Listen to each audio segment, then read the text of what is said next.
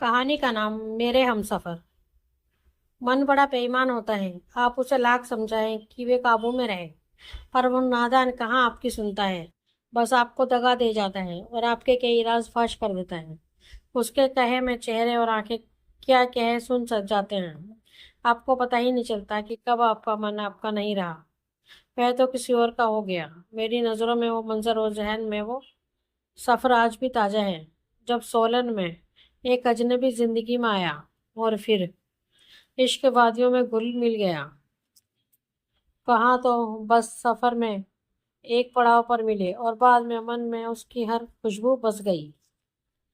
हर साल गर्मियों की छुट्टियों में मेरा पूरा परिवार पहाड़ों पर छुट्टियां मनाने जाता था। उत्तर भारत की भीषण गर्मी से राहत पाने के लिए बर्फीले पहाड़ों से बेहतर जगह पनाह कहाँ मिलती। और इस बार योजना बनी तो सोलन जाने की ठानी, जहां मामा जी एयरफोर्स में पदस्थ थे। सुना था छोटी सी मगर प्यारी सी जगह है, और मामा जी का खूब आग्रह भी था। तपिश के बीच ट्रेन में सवार हुए, फिर टैक्सी से पहाड़ों के घुमावदार रास्ते पर चलने चलते गए। चीड़ के पेड़ों के साथ साथ दौड़ते दौड़ते आखिरकार हमारी मंजिल भी आ गई। मामा जी का घर बेहद खूबसूरत था, चारों ओर बस पहाड़ ही पहाड़। हम सब बहुत खुश हुए। मामा जी ने बताया कि हम लोगों के आने की खुशी में एक छोटी सी दावत रखी है रात में। वाह, कहते हुए पता नहीं था कि क्या करवट लेगी जिंदगी।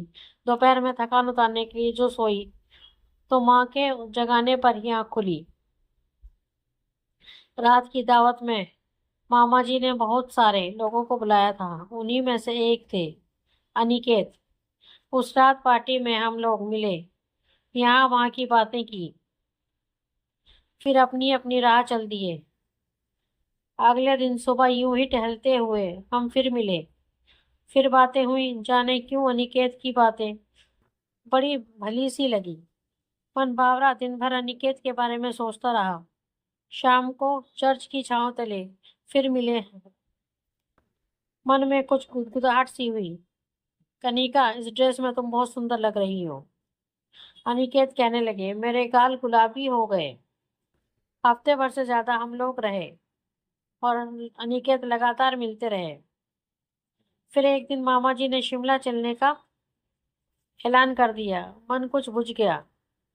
जब जीप में सवार हुए तो अनिकेत एक सरप्राइज की तरह मिले। होले होले मैंने उनकी आंखों में देखा। उनमें गजब का आकर्षण था। शिमला में रहने के दौरान हमारी मुलाकातें जारी रही। देवदार के पेड़ों तले टहलते कितने ही बातें की। फिर जुदाई का दिन आ गया। औपचारिक रूप से एक दूसरे को अलविदा कह दिया। घर लौटने के बाद मन बुझ गया।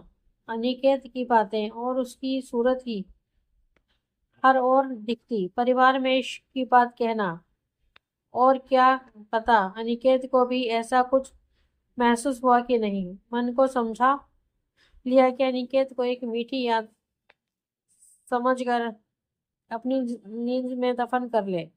दिन बीते, वक्त गुजरा, साल बीत गया। मामा जी का ट्रांसफर हो गया। कॉलेज की पढ़ाई भी खत्म हो चली। लेक्चरशिप मिल गई। एक दिन माँ ने कहा, शाम को लड़के वाले आ रहे हैं, आज छुट्टी कर लो। उस समय न जाने क्यों अचानक अनिकेत आंखों में तिर गए।